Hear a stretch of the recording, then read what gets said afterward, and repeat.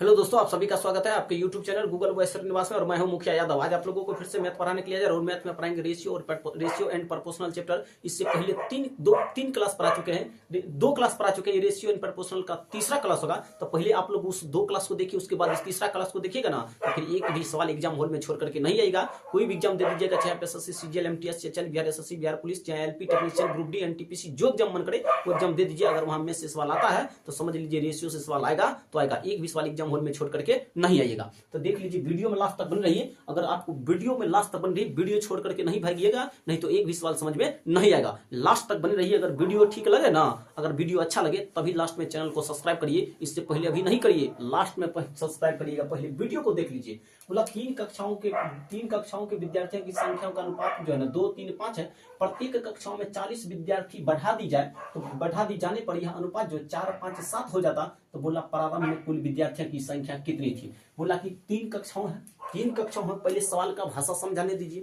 बोला कि तीन कक्षाओं के विद्यार्थियों की संख्या का अनुपात जो है ना 2, 3, 5 है। प्रत्येक कक्षा में 40 विद्यार्थी, प्रत्येक कक्षा में कितने विद्यार्थी, 40 विद्यार्थी बढ़ा दी जाने पर यह अनुपात जो है ना 4, 5, 7 हो जाता। तो बोला प्रारंभ में कुल विद्यार्थी की संख्या कितनी थी। प्रारंभ में कितने विद्यार्थी की संख्या थी, सवाल आपसे यही पूछा था ना, यही पूछा था। कोई दिक्कत नहीं, प्रारंभ में कितने विद्यार्थी की संख्या था निकाल दीजिए। देखिए, इतना बेहतरीन ट्रिक बताएंगे ना कि फिर जिंदगी भर ये सवाल जो है ना भूलिएगा नहीं, और एग्जाम हॉल में समय से पहले अटेम्प्ट करके निकल जाइएगा। कितने देर का, 2, उसके बाद 3 देर का, फिर उसके बाद 5 देर का। अब हो कितने जा रहा, यह अनुपात जो है ना 40 बढ़ा दी जाए ना तो हो जा रहा 4, 5, 7 हो रहा।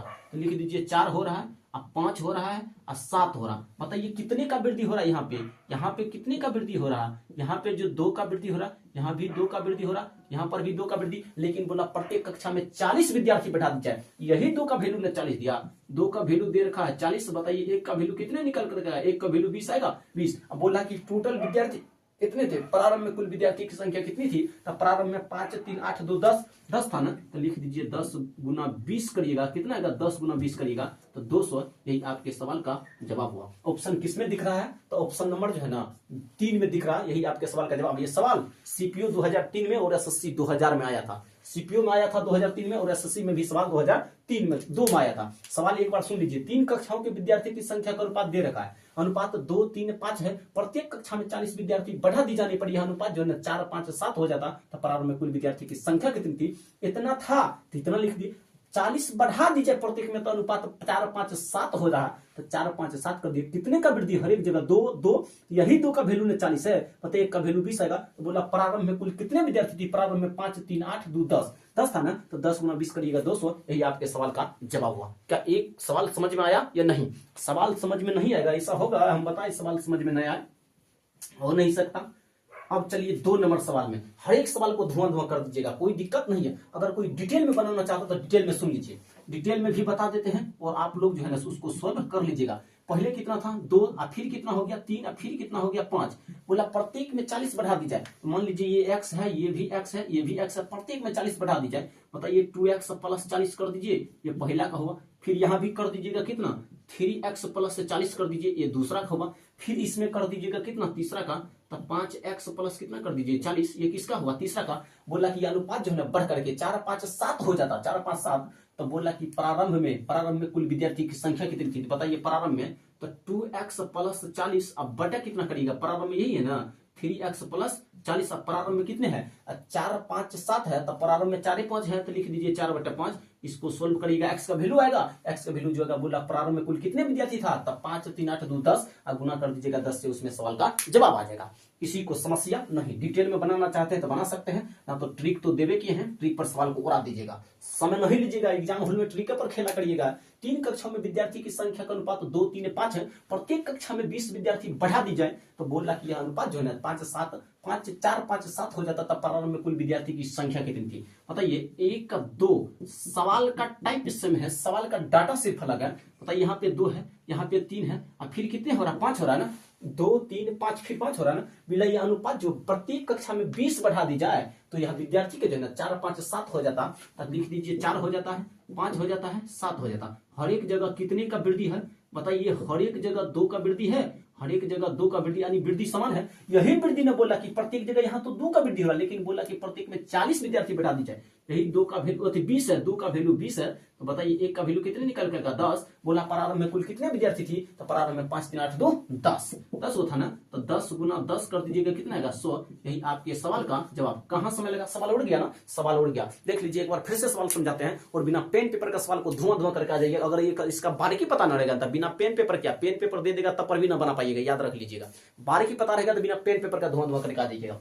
बोला कि 3 कक्षाओं में विद्यार्थी की संख्या का अनुपात 2 3 5 है, तो बताइए 2 3 5 है, लिख दिए। प्रत्येक कक्षा में 20 विद्यार्थी बढ़ा दी जाए, यानी इसमें भी 20 बढ़ा रहा, इसमें भी 20 बढ़ा रहा, इसमें भी 20 बढ़ा। अब 20 बढ़ाने के बाद जो है ना, यह अनुपात 4 5 7 हो जा रहा। बोला प्रारंभ में कुल विद्यार्थी की संख्या कितनी थी, बताइए। यहाँ पर बढ़ाकर कितना हो रहा, तो यहाँ पे संख्या में कितना का वृद्धि हो रहा, 2 का, यहाँ भी 2 का, यहाँ भी 2 का। यही 2 का वैल्यू ना 20 हो रहा, क्योंकि प्रत्येक में 20 विद्यार्थी बढ़ा रहा, तो 2 का वैल्यू 20, 1 का वैल्यू 10। बोला प्रारंभ में कुल कितने विद्यार्थी थे, 5 3 8 2 10, तो 10 गुना 10 करिएगा 100। आपके सवाल का जवाब। ये सवाल पूछा गया सवाल है किसमें, इस सवाल का ऑप्शन किसमें होगा, ऑप्शन इधर है। सवाल का जवाब होगा कौन, ऑप्शन नंबर सी। और सीजीएल में पूछा गया 2005 में ये सवाल है। सवाल हर एक सवाल एग्जाम में पूछा गया। ऐसा नहीं कि सीजीएल में आया तो फिर रेलवे में नहीं आएगा, एनटीपीसी में नहीं आएगा, ग्रुप डी में नहीं आएगा, एसएससी जीडी में नहीं आएगा। ऐसा नहीं है कि एलपी में नहीं आएगा एग्जाम में, सवाल तो आएगा।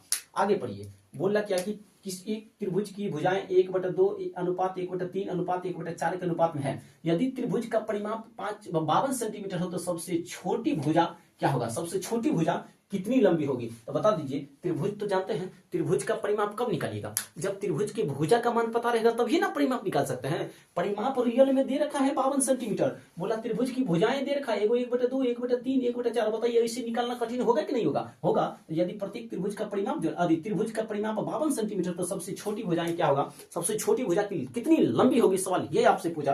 कर दीजिए ना धुआं, क्या दिक्कत है बताइए।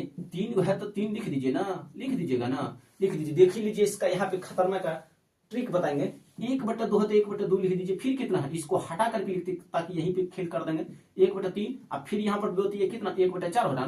करिए क्या, इसी फ्रैक्शन में रहेगा तो फिर दिक्कत हो जाएगा। 1/2 है, एक भिन्न के रूप में रहेगा तो फिर समस्या होगा ना। करिए क्या, नीचे वाला सब कैल्शियम ले लीजिए। 2 3 12 4 कैल्शियम लीजिएगा, 12 होगा। हर एक जगह 12 से गुना कर दीजिए। हर एक जगह क्या करिएगा, 12 से गुना कर दीजिए। बताइए 4 से काटिएगा 3 बार में कटेगा, 3 से काटिएगा 4 बार में कटेगा, 2 से काटिएगा 6 बार में कटेगा। बताइए 6 4 3 आया। बोला परिमाप 52 सेंटीमीटर है। यहाँ पे त्रिभुज की सभी भुजाओं को जोड़िएगा तभी, त्रिभुज के तीनों भुजाओं को जोड़िएगा ना, तो 3 गुना भुजा होगा ना। परिमाप यही है, तो 3 गुना भुजा त्रिभुज का। बताइए 3 को भुजा, तीनों को जोड़ दीजिए, यही परिमाप कहलाएगा। 6 4 10 3 कितना होगा, 13। तो यही 13 का वैल्यू जो है ना आपको 52 सेंटीमीटर दे रखा। बताइए 1 का वैल्यू कितने दे रखा, 1 का वैल्यू 4 आएगा, 4। सवाल बोला कि सबसे छोटी भुजा, बोला ना कि सबसे लंबी, सबसे छोटी भुजाएं कितनी लंबी होगी, तो सबसे छोटी भुजा तो यही है 3। तक कर दीजिए, 4 गुना 3। आपके सवाल का आएगा जवाब कितने, 12 सेंटीमीटर। किस ऑप्शन में दिख रहा, ऑप्शन नंबर जो है ना, ऑप्शन नंबर सी में दिख रहा। बताइए सवाल समझ में आया या नहीं। सवाल सीजीएल 2000 में पूछा गया सवाल है, तो एक बार फिर से सवाल को समझाते हैं। आप लोग रिपीट करते हैं, सवाल पर ध्यान दीजिएगा। एक त्रिभुज की भुजाएं 1/2 अनुपात 1/3 अनुपात 1/4 के अनुपात में है। यदि प्रत्येक त्रिभुज का परिमाप 52 सेंटीमीटर हो, तो सबसे छोटी भुजा कितनी लंबी होगी। बताइए त्रिभुज की भुजा दे रखा, भुजा 1/2 1/3 1/4 अनुपात में था ना, दिए किया। नीचे वाला सभी का एलसीएम लेकर के उसमें गुना कर दिए।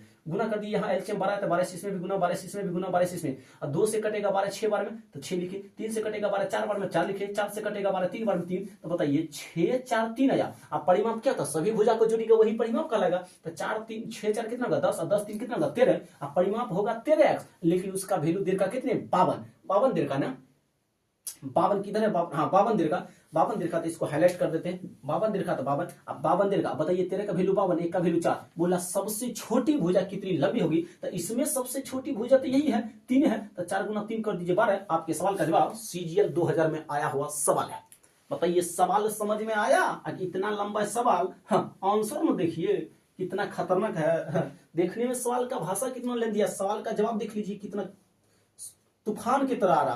बोला 2 संख्या का अनुपात जो है ना 3 अनुपात 4 है, और इन संख्याओं का अनुपात का योगफल 400 20 हो तो सबसे बड़ी संख्या का मान क्या होगा? सबसे बड़ी संख्या का मान पूछा ना, तो देख लीजिए सवाल बनेगा कि नहीं बनेगा। बनेगा, आराम से बनेगा। वीडियो को रोक दीजिए एक बार, फिलहाल वीडियो रोकने के बाद खुद से सवाल बनाइए, तो उसके बाद फिर से वीडियो चलाइए, देखिए क्या आपके सवाल का जवाब सही आया है या नहीं आया, तब आप समझ पाइएगा सही से सवाल को। बोला दो संख्या का अनुपात 3:4 है और इन संख्याओं का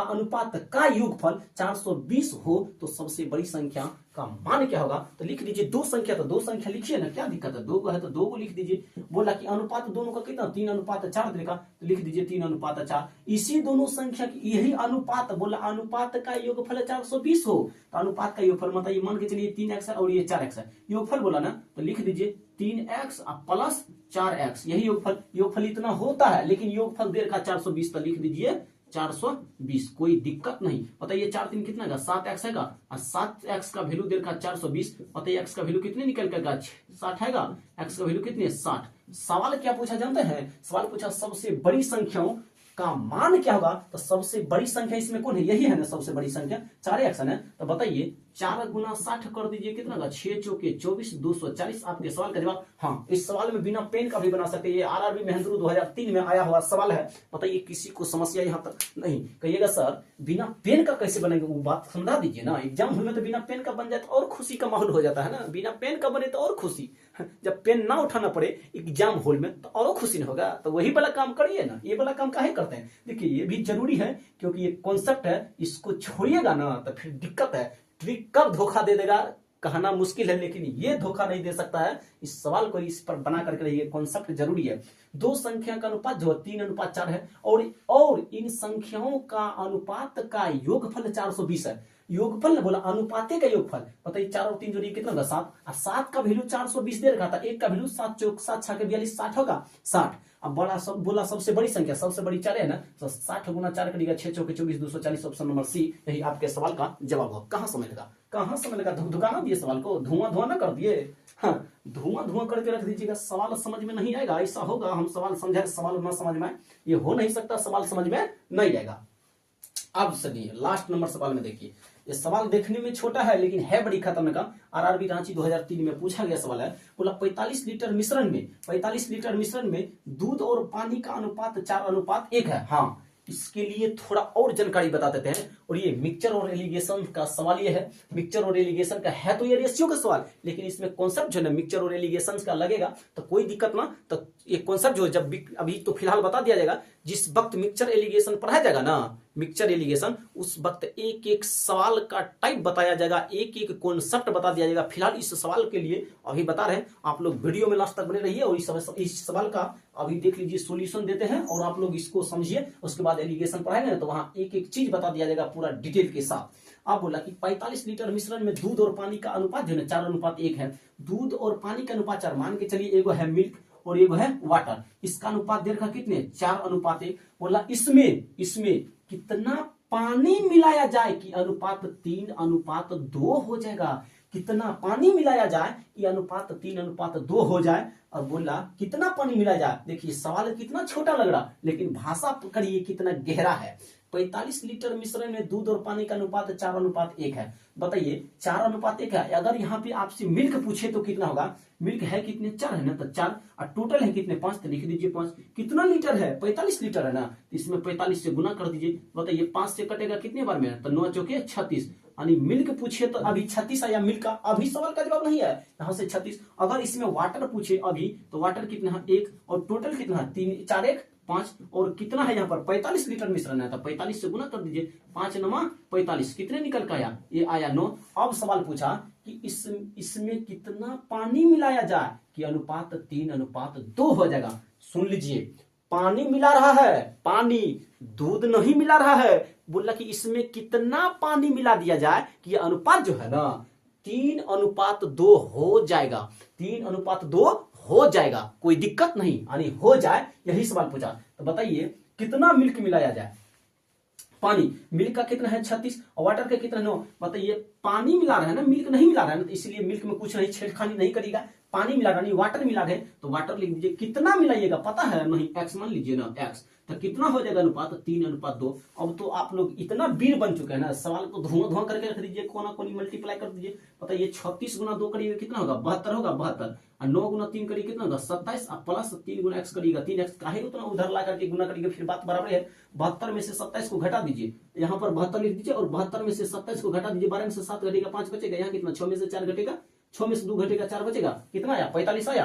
तो लिख दीजिए 45 आया घटा करके, तो लिख दीजिए 45। रुकिए एक स्टेप और आगे बढ़ते हैं, तो 72 माइनस क्या करिएगा 27 बराबर क्या करिएगा 3x करिएगा, तो घट करके कितना आएगा बताइए 45 आएगा ना, 45 बराबर 3x। बताइए 3 से कट गया 45 कितने बार में 15 बार में, यानी x का वैल्यू कितने निकल के आया 15 आया।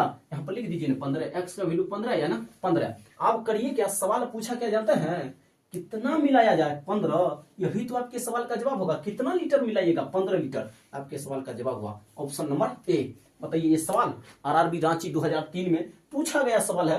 तो बताइए यही आपके सवाल समाप्त होता। तो अगर मेरा वीडियो पसंद आए तो Google boy Srinivas YouTube channel को सब्सक्राइब करिए। अगर फेसबुक पेज पर देख रहे हैं तो मुखिया यादव फेसबुक पेज को फॉलो करिए, ताकि नया नया वीडियो का नोटिफिकेशन आपको मिलते रहे। और यहाँ पर मैथ और रीजनिंग का क्लास डेली चलता है, तो वीडियो देखना ना भूलिए। तब तक के लिए धन्यवाद, जय हिंद जय भारत। इसके बाद अगले वीडियो में आप लोगों से मुलाकात करते हैं, धन्यवाद।